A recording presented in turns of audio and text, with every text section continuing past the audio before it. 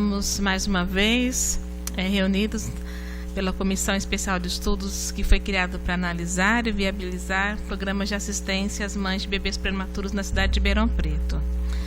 Essa comissão é composta por mim, vereadora Gláucia, vereador Luciano Mega, vereador Marinho Sampaio e vereador João Batista, que está representada aqui pelos seus assessores, Dr. Luiz Gustavo, a Anitta.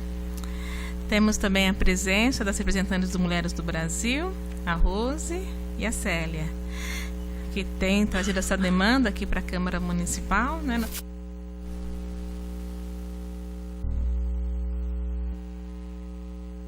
Satisfação de estar conosco aqui nessa tarde a doutora Márcia Mota, que ela é médica pediatra e coordenadora do Programa de Saúde da Criança e do Adolescente, e também da Márcia Guerreiro dos Reis, enfermeira e coordenadora do tratamento materno. Gostaria de agradecer a presença de vocês, pedir que vocês possam se posicionar aqui junto à mesa.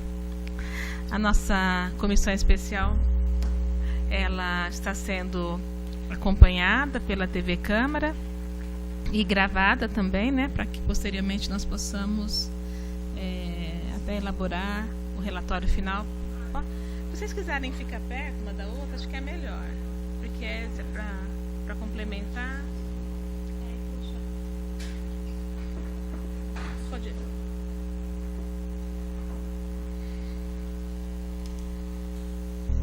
Como nós estamos hoje, fomos atropelados por uma convocação daqui a pouco, eu já vou passar direto para nossas convidadas, doutor, pode ser?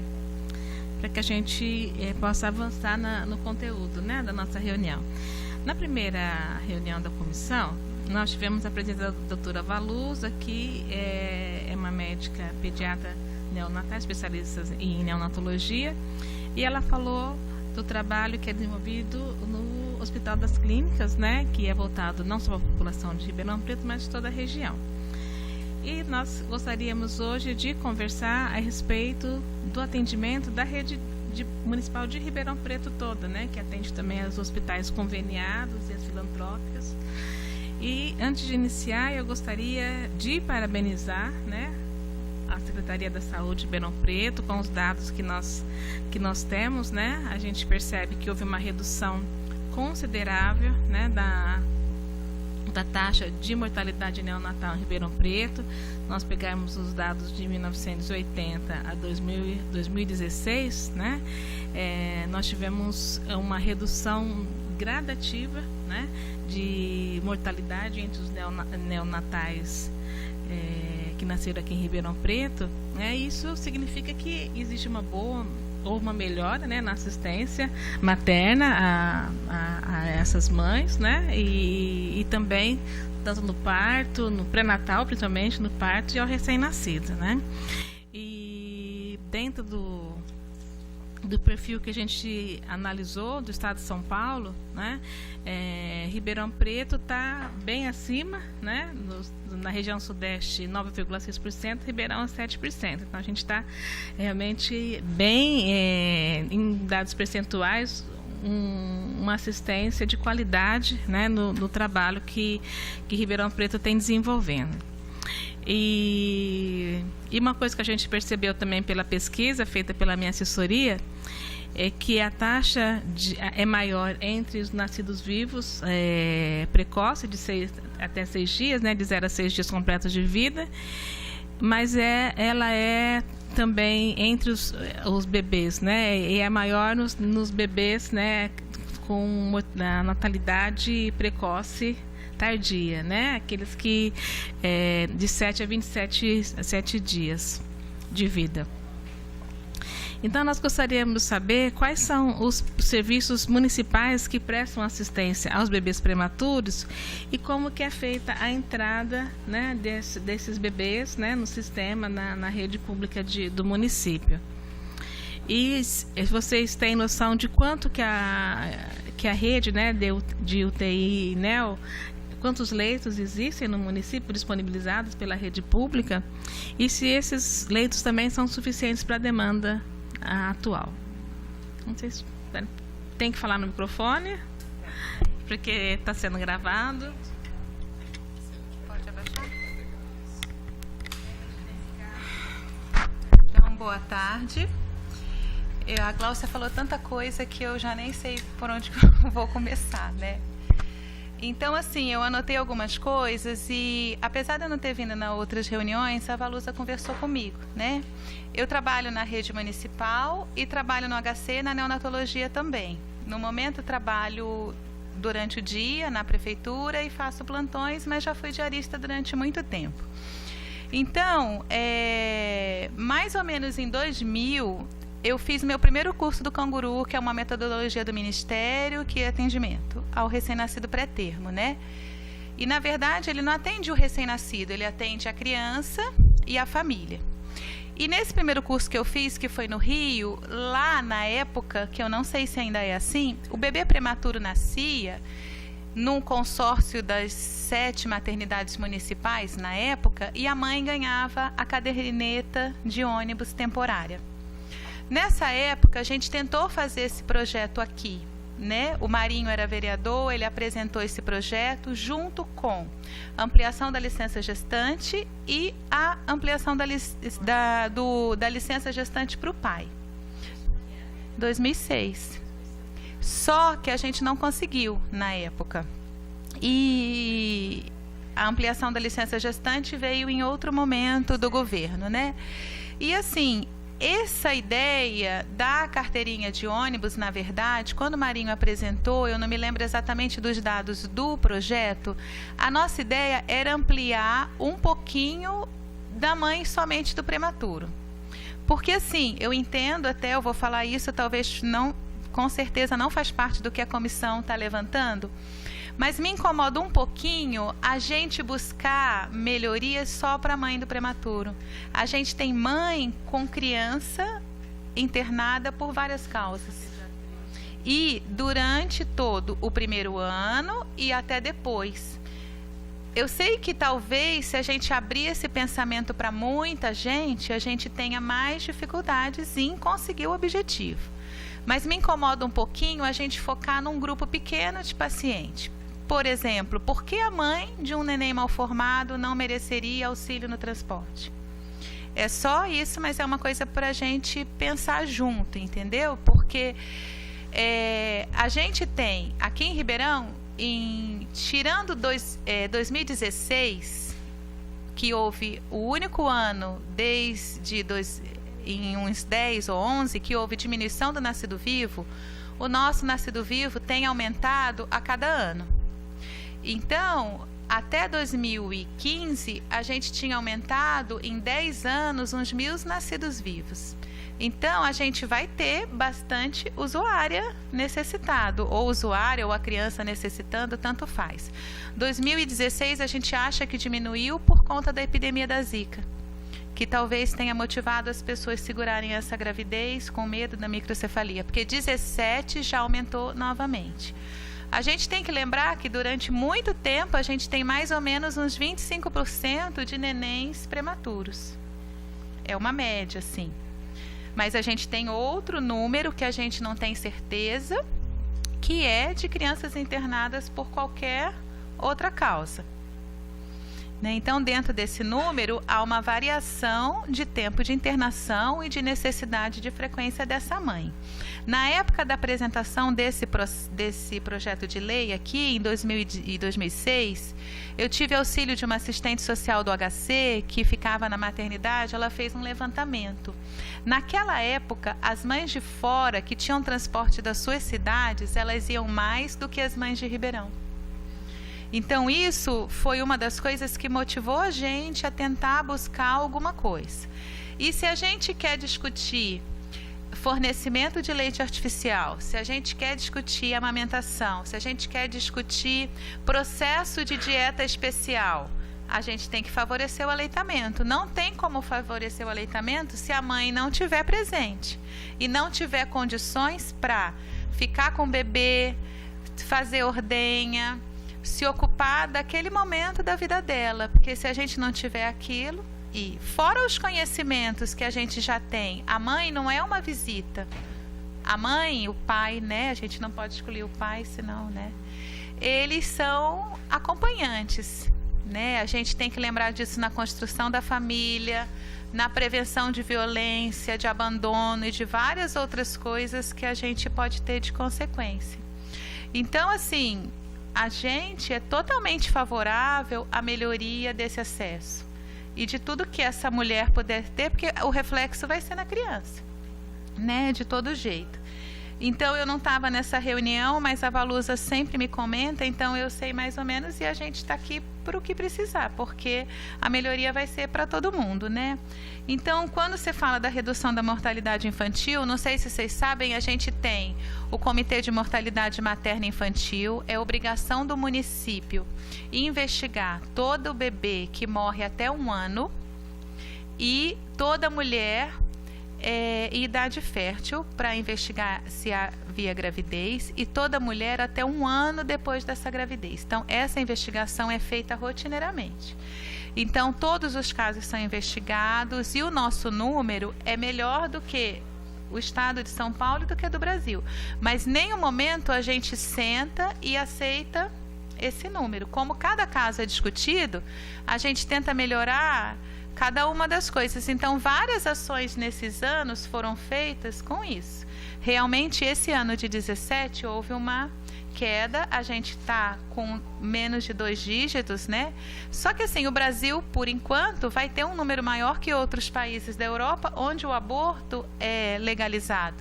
Porque a gente tem mais ou menos, varia entre 20% a 30% de mortalidade de mal formado. Então, o mal formado vai existir e vai morrer, e isso vai fazer parte. Mas o nosso número não é ruim. Mas a gente vive tentando melhorar a cada dia. O bebê, ele entra na rede sempre ao nascimento, né? Em todas as maternidades SUS, existe um programa que já tem mais de 20 anos, que é o Floresce uma Vida, que tem a funcionária da rede municipal dentro das maternidades SUS, onde ela cadastra e agenda a mãe e o bebê no puerpério. Então, essa é a entrada oficial desse bebê na rede. E a partir daí, ele vai ter os atendimentos que ele precisar. Então, todo bebê é acessado ao nascimento, todos, né? Prematuro ou não. E nesse agendamento também é agendado o puerpério e há uma vigilância da gestante internada. Porque se a gente não vigiar a gestante que está internada, isso é uma das ações de diminuição da mortalidade também. Porque se ela foi internada por qualquer motivo, ela tem que ter um segmento se esse bebê não nasceu, se esse trabalho de parto foi inibido, se essa infecção urinária foi tratada, se esse aumento da pressão arterial, independe. E realmente, assim, a nossa maior parte da nossa mortalidade, da mortalidade infantil, que é de 0 a 1 ano, ela é neonatal, que é nesse primeiro mês. E a maior parte, ela é precoce, até 7 dias. E isso é reflexo do pré-natal. Então, quando a gente fala em melhorar a mortalidade, você tem que melhorar a assistência à mulher, né? E isso tudo anda junto. Eu brinco com a Suzy, né, que é a coordenadora da saúde mulher, que o programa é materno-infantil, porque não pode andar separado, né? Então, eu não sei se eu respondi. Ah, tá. Então, a gente tem hoje, né, aqui, a gente tem leito de UTI neonatal no Santa Lídia, na Santa Casa e no HC, né? SUS. Eu só vou falar do que é SUS, né? Santa Lídia, Santa Casa e HC. A Mater, que é maternidade do SUS também, e a UNAERP, elas não têm credenciamento de leito de UTI. A Mater tem leito de UCI e quando o caso é grave, ele é transferido para o HC. Mas eles têm lá aparelho para o suporte inicial, sim. Só durante o parto? Não. Não, sim. Se for um prematuro sem necessidade de assistência ventilatória grave, para algumas coisas de UCI, que UCI é a unidade de cuidados intermediários, ele pode ficar lá, né?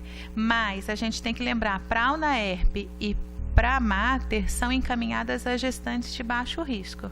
Na verdade, a gente não fala sem risco nunca na gestante. É baixo, o risco habitual, porque o risco sempre existe, né?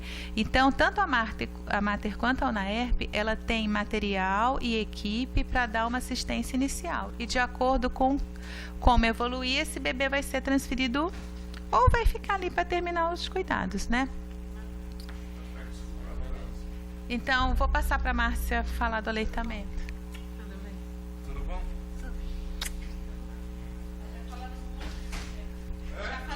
Nós já falamos. Boa tarde a todos. A doutora Márcia já deu, né, alguns informes, né, importantes da área da Secretaria da Saúde. E o aleitamento também é totalmente, né, casado com a área materna e infantil. Então, assim, quando surgiu essa demanda, e a gente acha também extremamente importante, né, a gente conseguir isso para as mães do município. O Marinho trabalhou com a gente na década de 90 e depois no início de 2000 para a gente tentar fazer como a doutora Márcia falou.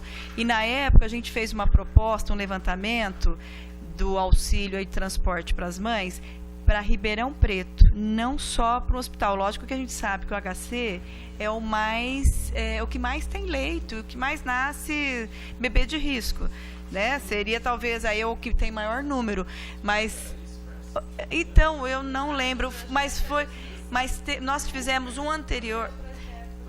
Então, 2006 foi, mas não teve um anterior que nós fizemos, esse foi o primeiro. Acho que foi o primeiro, né? Eu não lembro de data, mas assim, a gente fez um levantamento do número de prematuro, como a doutora Márcia falou, todos os hospitais fizeram esse levantamento, e é importantíssimo para as mães, porque a manutenção do aleitamento, ela se faz com várias ações ali conjuntas. Se a mãe estiver em casa, às vezes estressada, com medo desse nenê morrer, sem poder ir lá ver o bebê, às vezes sem dinheiro, sem um apoio ali direto, quando o bebê fica bom, daí às vezes uns 2, 3 meses que ficou lá na UTI, né, engordando, crescendo, tratando de todas as dificuldades aí de nascimento, o leite dela já secou.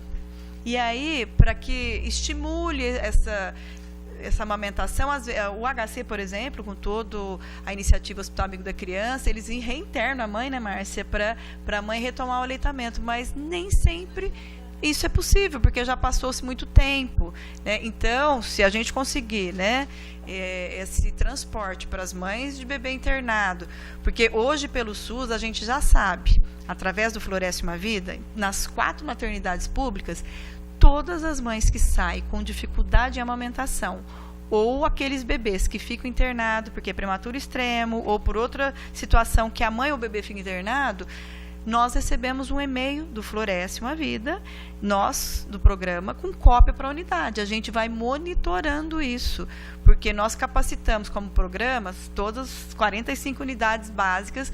O que é para fazer nesse caso? A mãe tem que estar habilitada a fazer ordenha. Ela vai fazer ordenha em casa, no hospital, no banco de leite, na unidade. Então, tem que ter um fluxo, tem que ter alguém apoiando e fazendo isso, para que ela leve o leite no hospital ou faça essa ordenha lá no local do hospital, que ela tenha esse conhecimento, né? E que a gente também monitore, enquanto programa, tudo que a gente capacitou. As unidades estão fazendo? Não? Qual a dificuldade? O que a gente pode melhorar? Então, a gente sabe que, às vezes, os próprios funcionários de algumas unidades de saúde, eles tiram dinheiro do bolso para dar para a mãe para o hospital. Tudo bem que a nossa assistente social da prefeitura tem um número limitadinho de passes, que não é só para a mãe com bebê. Às vezes é para o idoso fazer um exame, é para uma gestante, são várias demandas. Então, não dá para todo mundo. Então, às vezes, os profissionais que protegem, apoiam o aleitamento, tudo, ou vê a situação da mãe, às vezes eles acabam pagando, tirando do bolso para comprar, ou dar um passe para a mãe até o hospital. Mas não basta isso uma vez, tem que ser uma rotina. Se o nenê está lá internado, né, quais as ajudas que o hospital pode dar? A gente ajudaria com o transporte, o município, e aí o hospital arruma uma refeição, água, lugar para essa mãe sentar, relaxar, para ter descida do leite, porque não basta só ela chegar lá, né? Tem que chegar, tem que ter o suporte lá, o suporte na rede, né? Então, essas mães que têm muita dificuldade, às vezes estão no Bolsa Família, que também aí ajuda, mas não é para transporte, é para ela se alimentar, né? Tem também, o que a gente tem visto, quais são as consequências, né?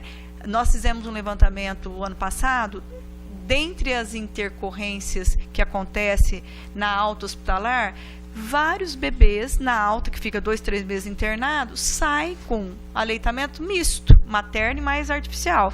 Aí são vários problemas, porque esse nenê prematuro era o que necessitaria o padrão ouro, que é o leite materno. Ele não está mamando. Aí a mãe sai com uma receita, ela não tem dinheiro para comprar o complemento. A secretaria, às vezes, acaba arcando com questões biológicas, não questões sociais. E a nossa assistência social do município, ela tem programas, mas não desse porte, que também não é para ter, né, a distribuição de leite para menor de 1 ano. A gente até orienta que isso não é o caminho, mas tem que ter suporte e apoio para que ela não desmame. Né? Então, são várias coisas que vão acontecendo no decorrer aí desse nascimento prematuro e que vai inviabilizando a amamentação. Um dos motivos é a falta de acesso. Ela não consegue às vezes, chegar no hospital porque ela fala, eu tenho o passe para um dia, mas eu não tenho para 2 meses, eu não tenho para 3 meses, né? Diariamente. Então, é extremamente importante essa comissão e a gente levar à frente isso para que a gente consiga melhorar os índices de aleitamento, principalmente desses nenês de risco, né, que são os prematuros extremos, nenê com dificuldades e mães com dificuldades também, né? Conseguem mensurar o nível socioeconômico das mães de prematuros? Se são mais vulneráveis ou não? A região, vocês já fizeram esse tipo de... Porque é um estudo, né? Da região da cidade onde tem uma prevalência de casos. Na verdade, isso vai mudando, mas tem uma forma de ver que fica no site da saúde, que são dados reais.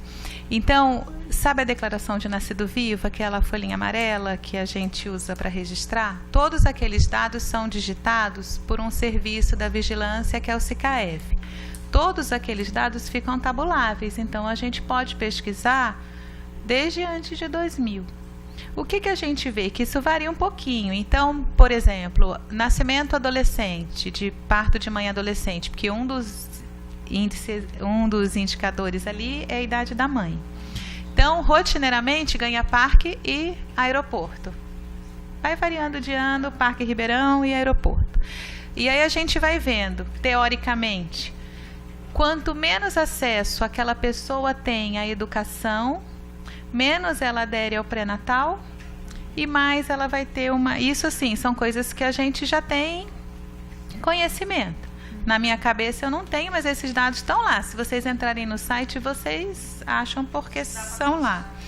Agora, acaba que nem você falou, a gravidez de risco, ela é encaminhada para a Santa Casa ou para o HC. Então, teoricamente, são os hospitais, principalmente o HC, que vai ter o neném mais grave, né? Então, essa mobilização partiu de lá, quando a Valusa vem buscar ajuda. Mas eu acho que, assim, tanto a gente da Secretaria, e eu acho que a Câmara também, e talvez até as mulheres do Brasil, a gente não vai poder fechar num hospital. Sim. Porque, senão, a gente correria o risco de ser injusto. E também não poderia focar, talvez, num grupo de recém-nascido. Porque por que motivo o outro grupo não teria motivo? Porque nós poderíamos todos ser acusados de uma preferência, talvez, né? E a gente tem que lembrar tudo isso que a Márcia falou, a ambiência, como que o hospital lida com a família, pode modificar isso no final. Então, a mudança do HC Campus lá, né, para o HC Criança, melhorou muito a vida do acompanhante, eu acho. Vocês foram visitar? Nós vamos. Então, a gente pode marcar, pode ir junto. Então, você foi visitar? Você talvez, mas você não conhecia antes, né? Não, mas eu falo nem tanto na ambiência do atendimento do bebê. Não digo isso, não. Eu estou falando para o acompanhante, que hoje tem uma sala, tem uma mesa para fazer refeição, tem aquelas cadeiras do papai para dormir. Porque ficar junto do bebê, ela sempre, o pai e a mãe têm entrada livre nas unidades neonatais do HC. As visitas da avó e dos irmãos, elas são planejadas, porque também outra criança pode ter dificuldade de ver o irmãozinho naquela condição, mas é liberado. Então, assim, essa liberação já existia, mas a condição de ficar, porque a gente fala, vamos liberar a mãe de ficar, e a coitada vai ficar onde? Ela tem que ter um lugar, ela tem que tirar um cochilo, porque o bebê dorme, não tem? Se alimentar também. Então, assim, hoje, né, ela tem todas as refeições com lanchinho no meio. Parece brincadeira, mas você tá 24, se você tiver 24 horas no hospital, você tem que comer. Você tem que tomar um banho. Como que você faz isso a longo prazo, né? Isso. E esse apoio, uma coisa que sempre me chama a atenção. Quando alguém pede ajuda para vocês, para ajudar uma mãe, o que eles pedem? Roupinha e leite e fralda, né não? Alguém fala que tem que ir lá ficar com os filhos dela, os outros, para ela poder amamentar o mais novo? Alguém fala que ela precisaria de ajuda para cuidar das roupinhas ou da casa, para dormir, tentar produzir leite? O povo só pede leite. E se você não der, fica parecendo que você não ajuda, né? No grupo de WhatsApp da escola da minha menina, estavam pedindo para uma mãe de gemelar grande que poderia mamar. Aqui, caça o mandato nosso. Mas assim, eu só falo até no nosso dia a dia, porque a gente também tem nosso círculo de conhecimento. Aí você tem que falar, não, mas por que eu tenho que dar leite? A moça já foi atrás? Então, assim, essa semente de divulgar, porque senão fica parecendo que só ajuda quem dá leite. E tem isso. Vocês nunca receberam pedido de leite? De alguém? Não, nem você, vereador. Estou falando você, pessoa, em algum momento. Então, a gente tem que ver. Do jeito que eu já recebi pedido, por exemplo, liga lá e fala na saúde, eu quero que agende um oftalmo para criança. Aí eu peço o nome da criança e eu olho no sistema IJA. Aquela criança não vai mais de 2 anos no pediatra, não toma vacina, eu não agendo o oftalmo, porque a criança não é um olho.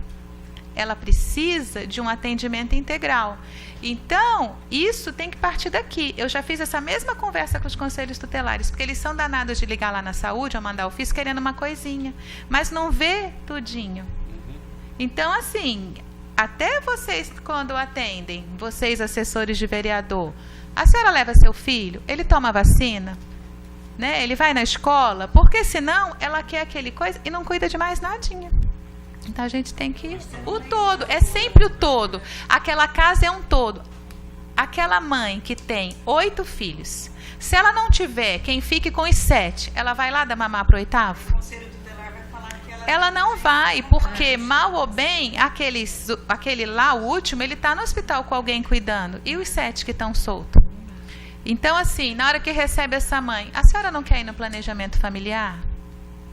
Né? O planejamento familiar está disponível em toda unidade de saúde. Se a mulher falar para você que não conseguiu, você fala, minha senhora, a senhora não foi. Não precisa falar que ela mentiu assim, né?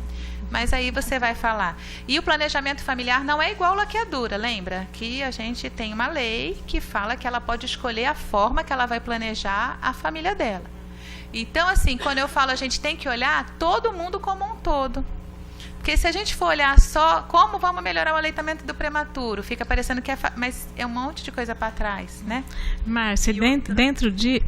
Pode falar, Márcia. E isso que a Márcia falou, nós temos exemplos, vários exemplos aí de busca de leite, porque nós temos os programas da Secretaria da Mulher, da Criança, do aleitamento, tudo integrado com as maternidades, via Floresce, né? E via Comitê Municipal de Aleitamento, que nós temos um Comitê Municipal de Aleitamento e Alimentação Complementar. Então, outro dia, só para exemplificar, eu não lembro de qual vereador, que o assessor ligou para mim e falou assim, Márcia, tem um caso aqui, ele começou a contar e falou, nós já até fizemos uma vaquinha aqui para comprar o leite para a moça. A hora que ele falou o caso, eu falei, dá o nome da mãe, nós vamos investigar. Era um caso que eu e a Márcia, nós fomos na favela, aquele da favela do aeroporto, que foi ano passado. O bebê, depois, no fim das contas, acabou indo a óbito. Né? Uma situação gravíssima. E a mãe é o que, assim, às vezes, um docente que fala isso, um docente do HC, ele fala assim, é a lei do menor esforço. Para a mãe conseguir um dos melhores investimentos do filho dela, que é prematuro ou não, é o aleitamento. E por 2 anos ou mais de vida. Para ela iniciar todo esse processo, ela tem que ter informações. Então, as unidades são preparadas para isso. Então, é o pré-natal, se ela adere ou não. Aquela mãe que não adere a pré-natal, não vai nas consultas, depois no pré-natal de risco. O nenê nasce, ela some, ninguém consegue achar. Ela vai rodando tudo quanto é vizinhança, é vereador. Outro dia, um escritório de advocacia do centro da cidade me ligou e falou assim: ô Márcia, onde é o banco de leite, pelo amor de Deus? Porque ela ligou na secretaria e caiu lá na nossa sala, porque tem uma mãe aqui que não consegue amamentar, ela está buscando leite. Aí as advogadas arrumaram água para essa mãe beber, deram uma cadeira, falaram: não, vem aqui, dá mamar. A tia falava: não, ela não pode, ela não quer. Quer dizer, ela não estava mais amamentando, ela queria buscar uma solução para não amamentar. E aí eles vão, às vezes, inventam coisa que não existe, conta uma história que não existe e que veio de outra cidade. Então eu falo: me dá um endereço. A gente passa para a unidade, eles vão fazer busca, faz a visita, porque essas pessoas, lógico que a amamentação não pode ser uma obrigação e falar assim, 100% das mães têm que amamentar. É uma opção, é uma escolha. Só que se ela não amamenta, ela tem que conseguir a nutrição do seu filho pelas suas próprias pernas. A saúde tem que trabalhar em prol de melhorar o índice de aleitamento, não diminuir e fornecer fórmula. E nenhuma secretaria deve fazer isso. Nós estamos trabalhando com as creches municipais e com as SEMAS no intuito de melhorar isso. Porque se a mãe tem toda a dificuldade no começo, mesmo que não é prematuro, que não estão internados, ela consegue superar as primeiras problemas do aleitamento, às vezes leite empedrado, bico machucado, fica com medo do leite dela não ser suficiente, todas essas coisas, ela supera. Depois, a volta ao trabalho é uma outra situação que ela precisa ser acolhida. Tá, ela tem que saber a lei que protege, né? É ela que garante aí todos os direitos do horário de amamentação, tudo, e saber sobre as creches. As creches de Ribeirão Preto, as municipais, elas fizeram, né, com a ajuda até do Luciano, né, pelo comitê, o Marinho também sempre ajudou, né, a Glaucia, todo mundo que atende essas demandas e que conhece esses problemas acabam ajudando, né? Então, as creches hoje, elas mudaram o papel de inscrição, admissão. Tinha uma pergunta que era assim: até quando o seu bebê foi amamentado? Quando foi o desmame? Quando foi o desmame, gente? Se o nenê vai para a creche com 6 meses e o Ministério fala que é para amamentar até 2 anos ou mais, e a mãe, com medo de perder a vaga, com medo dela ser mandada embora do emprego, ela acaba desmamando. Então, nós fizemos um trabalho inverso. As nutricionistas, né, junto com nós, com docentes da nutrição do campus, nós fizemos um trabalho com quase 500 professores no sentido de sensibilizá-los. Gente, esse bebê, ele está em casa, ele vai para a creche, a continuidade da casa dele, e ele precisa estar com o melhor alimento. De que forma? A mãe é dona de casa? Ela pode vir aqui amamentar? Sim. Então, a creche tem que ser porta aberta. Ela trabalha, ela não pode vir, tem jeito dela trazer o leite ordenhado? Ensina, a secretaria, as unidades ensinam isso. Então, tudo isso no sentido de melhorar o conjunto. Ela vai lá nas SEMAS buscar o leite fluido para menor, para cima de 6 meses, que é do Estado? Vai. Só que tem que orientar para que ela não dê esse leite para o bebê. Use para a família, mas não dá para o bebê. Então, assim, são várias ações que nós estamos fazendo coletivamente que tem melhorado. Só que precisa ter uma continuidade, tudo que ajudar a legislação, apoio de todo mundo. Se vocês pegarem alguma situação aqui, pode ligar na secretaria, ou se ela fala: eu sou de uma unidade tal de saúde, pode ligar na unidade e ver. Porque às vezes a mãe, que ela é faltosa, que as pessoas da unidade estão cobrando alguma coisa, ela vai em outras portas, né? E a gente não é no sentido de obrigá-la a amamentar, mas ela tem que saber a questão do benefício do leite materno, os malefícios do leite artificial. E aí não é só uma lata de leite, é a água, é a mamadeira, é a forma de dar esse leite, e que tudo isso aumenta o índice de mortalidade infantil, diarreia, infecção. Não é obrigado, né? Não O quê? tem lei que obriga a mãe Não, a amamentar. porque a mãe é uma protagonista da amamentação, ela é um agente ativo. Então, ela tem que ser estimulada, não só desde a gravidez, né? O ideal seria desde da infância, adolescência, tudo. Qual a importância do aleitamento? Gente, a gente não consegue competir com a indústria. O nosso leite é o padrão, leite materno, padrão ouro. Né? As indústrias, elas vão inventando tudo quanto é coisa e tem uma legislação de proteção firme. Eu sou de uma organização não governamental do Brasil que observa tudo isso e monitora. Então, a mãe sai da maternidade, às vezes com a situação dessa, o neném ficou internado, ou ela estão pedindo para ir lá dar mamar, ela não pode. Aí ela passa numa farmácia, num supermercado, ela vê lá que tem uma promoção, ela vê que o leite caiu de tanto por tanto, né? E ela acaba fragilizada, ela acaba às vezes comprando. Então, a lei já é dada, 11.265, promoção para leite menor, fórmula menor de 1 ano, não pode ter leite nenhum em promoção. Latas, fórmula. Leite fluido que a gente compra no supermercado, pode ter promoção. E leite para maior de 1 ano, desde que tenha um aviso de advertência. O Ministério adverte, né, o melhor leite, o leite materno. Então, isso é pouco divulgado. Nós recebemos aí via ONG que a Nestlé, né, não no Brasil, mas aí no mundo, ela fez eles vão colocando algumas frases que é imoral, né, antiético. O leite é parecido com o leite materno. Eles vão usando algumas coisas que fica subliminar, que olha, na ausência. Lógico que a indústria tem que fazer produto que seja bom, porque aquela mãe que não pode amamentar, ou que ela não quer, por opção, ou que ela tem alguma doença que impeça, ou tome algum medicamento que impeça, ela tem que dar um produto muito bom para o filho dela. Mas não tem nenhum que compare com o leite materno. A gente fala que o ideal seria ter redes de bancos de leite que não fosse só doado leite pasteurizado para o prematuro lá internado, mas para outras situações. Mas nós não temos isso, porque se doação de sangue já é difícil, doação de leite é muito mais, né? Uma questão que eu gostaria de colocar, né, que a gente tem conversado, na verdade, a comissão, ela começou com um objeto, né? Claro, e aí você vai se aprofundando, nós temos um especialista também na comissão. E a gente, até pelo que a gente vai estudando de outros municípios, eu gostei muito do projeto Mãe Paulistana de São Paulo, do município de São Paulo, né? E eles, depois foi até copiado por uma rede cegonha, né? Foi inspirado. E, na verdade, a boa assistência no pré-natal, né? Ela é a prevenção primária, né? A assistência ao prematuro é a assistência secundária.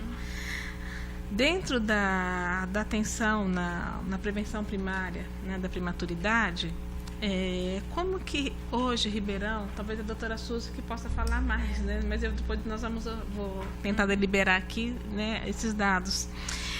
Como que tem sido a adesão dessas mães, né, que depois, se vocês já têm algum estudo, às vezes tem estudos, né, da faculdade, a baixa adesão, né, dessas mães no pré-natal, né, depois incidindo na prematuridade, né?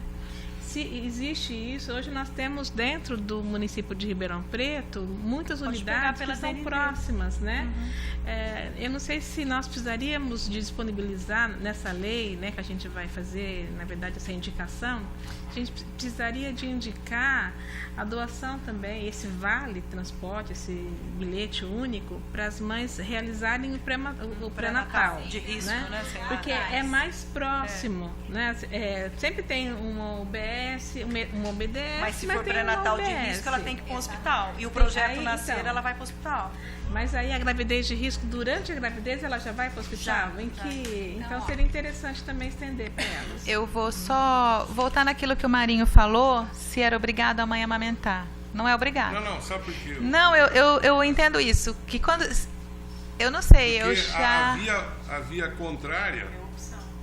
Tudo é o município, é o estado. Exatamente. Então, se a gente for pegar. Tem que fornecer tudo isso. Exato. Se ela escolhe não amamentar e as consequências. Então, se você pegar a lei, o ECA, e ler que nem fosse um livro, já fizeram isso? Alguém? Então, eu não sou advogada, leio com limitação, né? Eu faço parte do Conselho Municipal de Direitos da Criança e lá tem uma comissão de avaliação dos conselhos tutelares e teve um treinamento para conselheiro tutelar, eu fiz com eles, né? Porque tinha que alguém do conselho. E o palestrante, ele vendia um ECA comentado e eu comprei e tem muito desse pensamento que o Marinho fala. Então, quando você lê o ECA, vem lá falando, aquela criança tem direito a tudo, saúde, educação, assistência e tal. Ali tem pré-natal, tem obrigação de ter grupos de orientação ao aleitamento na unidade de saúde e no hospital. Ali tem vacina, ali tem teste do pezinho. Eu nunca pensei que o ECA incluiria isso dessa forma, e é muito interessante de pensar. Mas dali você não tira que é obrigado. E como que você obrigaria alguém a usar o corpo dela dessa forma? Então, por exemplo, se você lê o ECA, fala lá do ente jurídico nascituro que ele tem direito à saúde. Para ele ter direito à saúde, ela tem que fazer pré-natal, certo? Porque ele está intraútero. E tem mulheres que se recusam a fazer o pré-natal. Como obrigar? Então, em várias discussões que a gente já teve de atendimento com o juiz e o promotor, o que a gente tira? A gente não consegue obrigar uma pessoa a fazer coisas no seu próprio corpo. Porque tem tratamento de diabetes gestacional, de sífilis, que ela tem que tomar medicações de hipertensão, ela pode não querer. E isso traz risco de óbito para o recém-nascido ou, pelo menos, de várias injúrias depois de nascer. A gente não consegue e nem amamentar, né? Então isso, só que assim, do mesmo jeito que ela não é obrigada, ela busca das outras pessoas a opção a uma coisa que era dela. Então todo mundo aqui já ouviu falar na sua vida, na sua família, que fulano não teve leite, não já? Só que isso praticamente não existe. O número que vocês já ouviram falar não existe. E aquela mulher falou isso por um monte de motivos. Foi porque quando ela era criança, ela brincava com boneca que vinha com o quê? Não tem nenhuma boneca que vem mamando no peito. Então, assim, é uma cultura. Porque para você mudar a sociedade, não vai ser uma geração, vai ser um monte, né? Quem você conhece que amamentou mais de um ano? Eu também me conheço, entendeu? Então... Mas isso não é 100%, né? Então, a gente tem que lembrar que isso é uma construção. E eu acho assim, a gente não pode obrigar uma pessoa, nenhum de nós, mas a gente tem obrigação de dar orientação. Então, a saúde tem obrigação de dar orientação. E a saúde não tem obrigação de dar o leite se ela escolheu não amamentar. Então, assim... A escolha, em alguns momentos, é dela. Aí você pode entrar numa discussão enorme sobre o direito da criança. Porque isso é uma outra discussão. Isso. Exato, mas do jeito que o Marinho pensou, o direito da criança a receber leite, mesmo que a mãe não tivesse esse direito porque ela escolheu não dar mamar. Isso é um assunto que, né, cada um vai ter uma interpretação. Só que a gente tem que lembrar, a gente é da saúde. O que a gente tem que buscar? O que é melhor para a criança. E o melhor para a criança é o aleitamento. E a gente tem um outro detalhinho, tem essa lei que a Márcia falou, que é a NBCAL, vocês podem procurar. O estabelecimento de saúde não pode dar leite. Um pediatra, um profissional de saúde não pode orientar leite dessa forma, é contra a lei. E nem receber doação. Então, o que a gente vê? A gente, por essa lei, o pediatra não carrega uma caneta e não recebe uma caneta, um negocinho, um livrinho que seja de um fabricante de leite, né? Então, assim, a coisa é muito séria. Já teve empresa de leite autuada porque tinha aquelas coisas bem grandes em congressos de pediatria. E quem paga o congresso de pediatria? Então, são assuntos intermináveis, né? Disso daí, que é muito. Então, eu fico pensando assim, existe a lei, existe o ECA, existe o direito da mulher, existe o direito da criança, mas existe também as nossas obrigações de orientar. E eu acho que a gente da saúde tem as obrigações, mas vocês também têm. Então, na hora que essa mulher busca a educação para a creche, a gente está fazendo esse trabalho, que na educação tem as nutricionistas do DAI, que é a Divisão de Alimentação Escolar, com esse trabalho na creche. É uma pontinha. Tem 2 nutricionistas na Secretaria da Assistência, que a gente também tem interação. Vocês não são nenhuma secretaria, mas vocês atendem famílias. As ONGs atendem família. Tem que ter todo mundo nesse caminho. E na hora que a sua prima, cunhada, vizinha amamentar, você também tem que ter o seu papel. Porque a criança, ela é da família, do Estado e da sociedade. Todos nós teríamos que fazer esse papel, né, de alguma forma. A adesão. Então, se a sua vizinha não está fazendo pré-natal, né, ou se aquela usuária vem aqui buscar um enxovalzinho, vamos conferir se ela está fazendo um pré-natal. Né? É tudo um pensamento e não é assim uma fofoca, um mal ou um governo. É uma ajuda. Porque às vezes ela não teve nenhuma educação que fez com que ela buscasse aquilo de alguma forma ali naquele momento, né? Márcia, na DNV, deixa eu só falar um negócio da DNV. Na DNV, porque elas são 42 campos, se eu não me engano. Tem um campo, porque assim, a DNV, pela secretaria, né, Márcia, ela tem acesso à declaração de nascidos vivos, que é junto à vigilância epidemiológica. Qualquer pessoa tem acesso, se entrar no site. E se você quiser cruzar o dado, tem um item lá, quantas consultas de pré-natal? Então, é assim, abaixo de 7 a 10, eu não lembro, tem uma faixa. E depois a idade gestacional. Com qual idade gestacional esse bebê nasceu? Porque se ele é menor de 37 semanas, ele é prematuro. Dá para fazer esse cruzamento. Oi? O APGAR tem na DNV, o peso. Eu estou pensando no que você perguntou, da adesão ao pré-natal. Então, lá mede, um dos itens é número de consultas do pré-natal. E o outro item é a idade gestacional do bebê. Então, dá para você cruzar essas duas coisas e saber, será que o prematuro é o que nasceu antes? Será que nasceu antes porque a mulher fez menos consulta de pré-natal? Ou lá tem um outro item, anomalias congênitas. Será que são os bebês com malformação, né? Então, tem várias coisas. Esses 42 itens, dá para ter vários cruzamentos. Então, vocês podem... E lá tem até as zonas a área da cidade, leste, sul, leste, oeste, até para saber onde nasce mais prematuro, onde tem mulheres com menos adesão ao pré-natal. Através da declaração de nascido vivo, dá para... Porque é só entrar no site da saúde, né, do www.saude.Ribeirão Preto, do lado direito, procurar indicadores de mortalidade, indicadores de nascimento. Aí a gente consegue cruzar isso.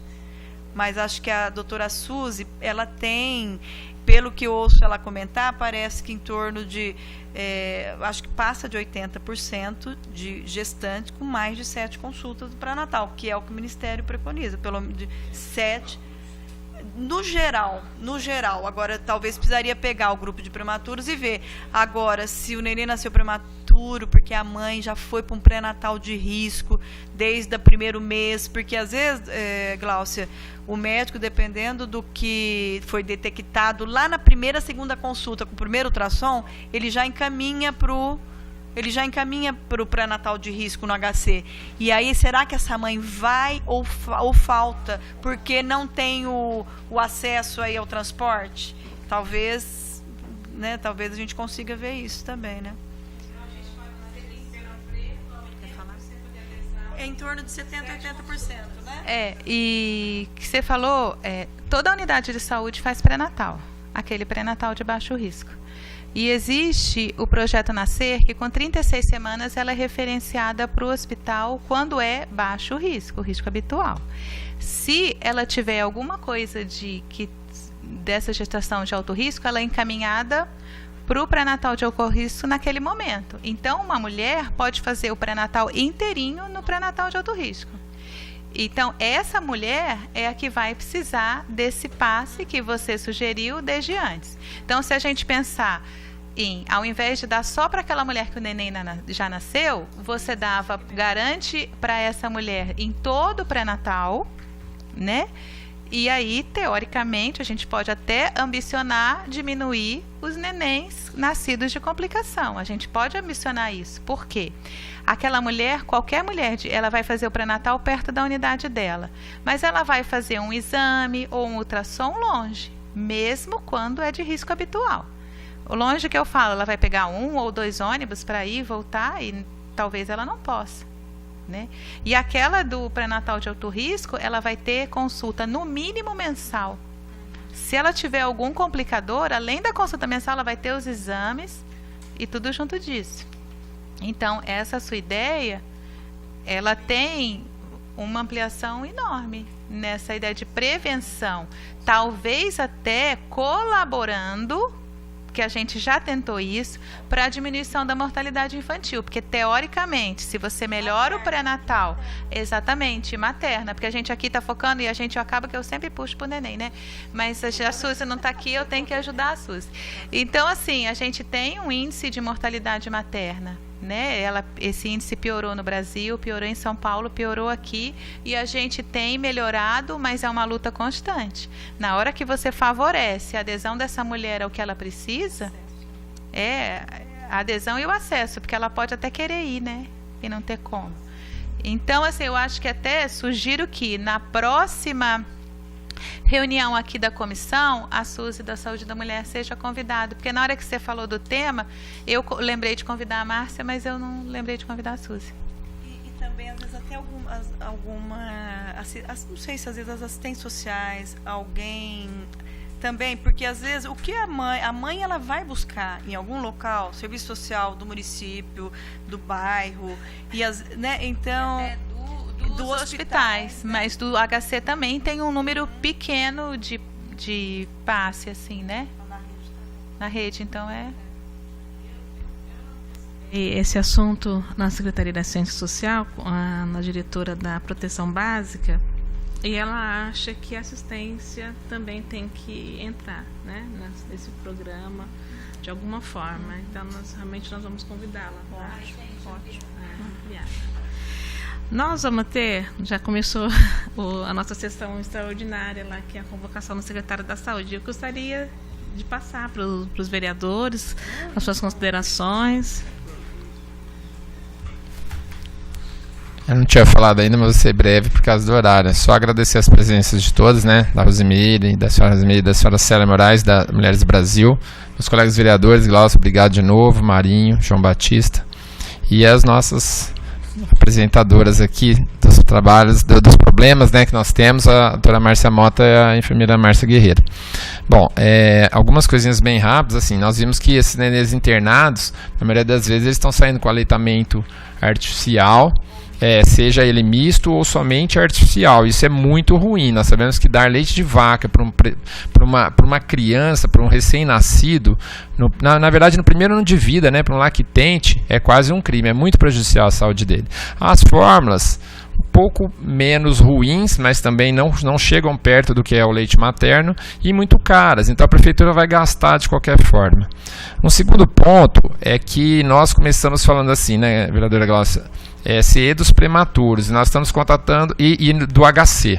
Então, na verdade, o foco inicial, mas nós estamos constatando aqui, ao longo do tempo, e hoje, inclusive, que o problema é mais amplo. Então, o que era só prematuro, a doutora Márcia falou que não são só... Por que só os prematuros, né? Por que não aqueles que estão internados por outros motivos, aqueles que nasceram com malformações, etc., né? Com relação a HC, nós vimos que nós temos 5 unidades aqui em Ribeirão, fora as privadas, né? Sem contar as privadas. Mas nós temos 3 de UTI neonatal, que são HC Santa Casa e Santa Lídia, e na verdade 4 maternidades, porque o Santa Lídia não é maternidade, mas nós temos de maternidade o HC, Santa Casa, a Materus e a UNAERP. Então, assim, seria só prematuro, talvez não seja só prematuro, seria só HC, talvez não seja só HC, e seria só recém-nascidos, mas muito bem falado pela vereadora Glaucia, que a prevenção é porque o ideal é nós não termos um prematuro. Então, talvez a gestante de alto risco também mereça, que faz aquele pré-natal de alto risco, também mereça ser vista pela nossa CE. Só para concluir, a questão, enfim, o diagnóstico acho que a gente vai chegar. quem precisa. O problema é o tratamento, né? Fazendo uma analogia aqui com a saúde. Então, a gente tem que priorizar. Então, não tem verba suficiente, provavelmente, para tudo que a gente quer. E aí é que vai ter que... A gente espera que o executivo tenha sensibilidade de fazer o máximo possível por essas crianças e até talvez essas gestantes, né? Então, acho que a mensagem é essa. Qual é a secretaria que vai assumir isso? Se o consórcio vai ajudar mais adiante, né?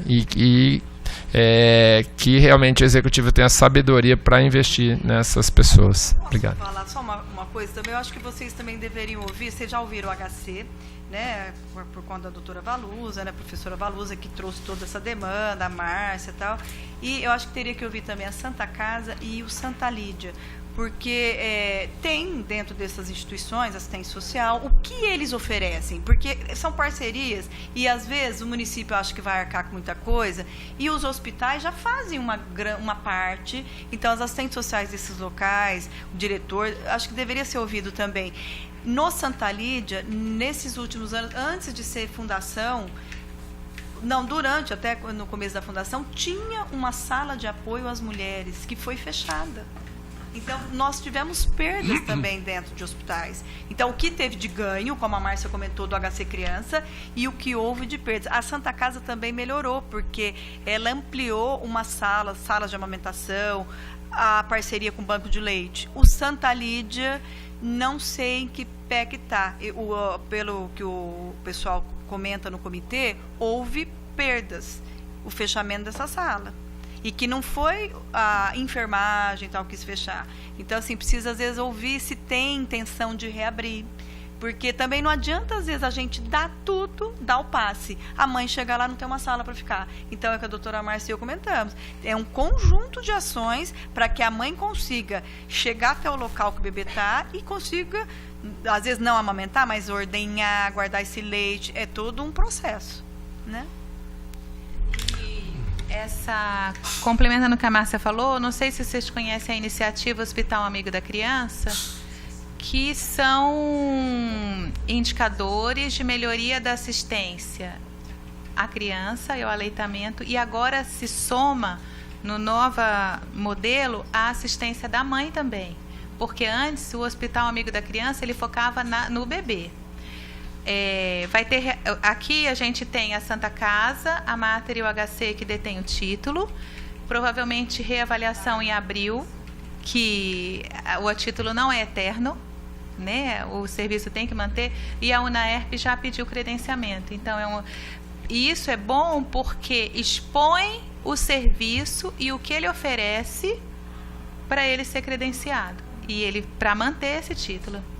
Então, isso a longo prazo tem a ver com o que a gente está falando aqui, né?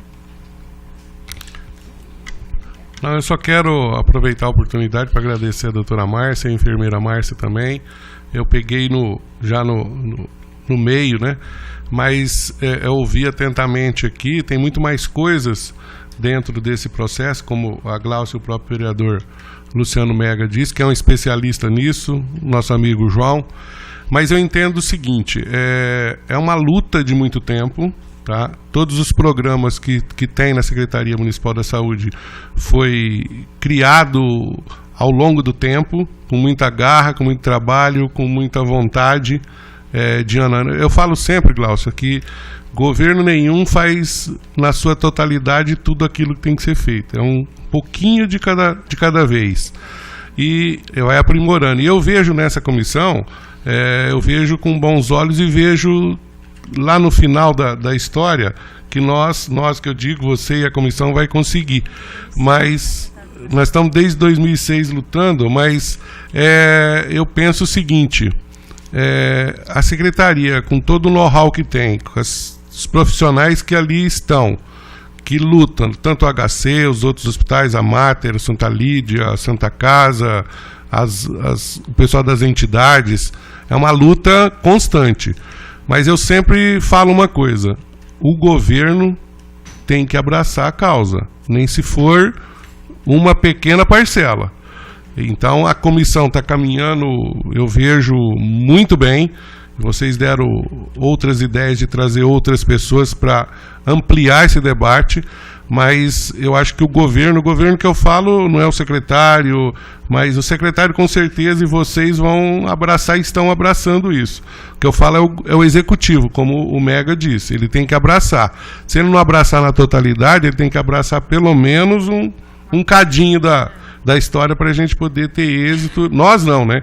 Quem vai ser beneficiado é os bebês, é as mães, e o que está abrindo esse leque para as outras vertentes aí que é importante, e eu tenho certeza que vai dar um resultado positivo, se Deus quiser.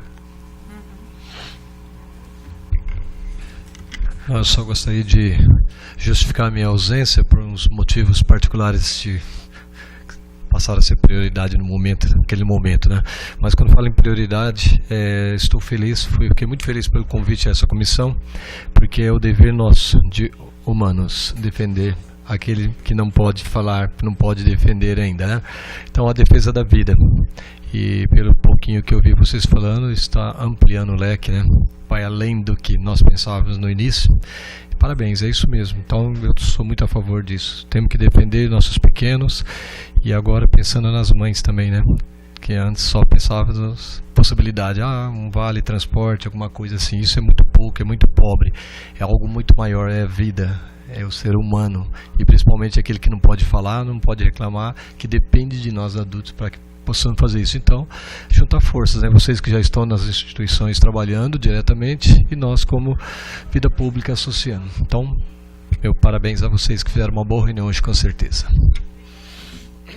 De ter que interromper assim tão rapidamente, mas eu agradecer a presença das duas especialistas, estão uma referência, todos aqueles indicadores que a gente pôde parabenizar, fruto do trabalho de vocês, né, aí ao longo desses anos na Secretaria.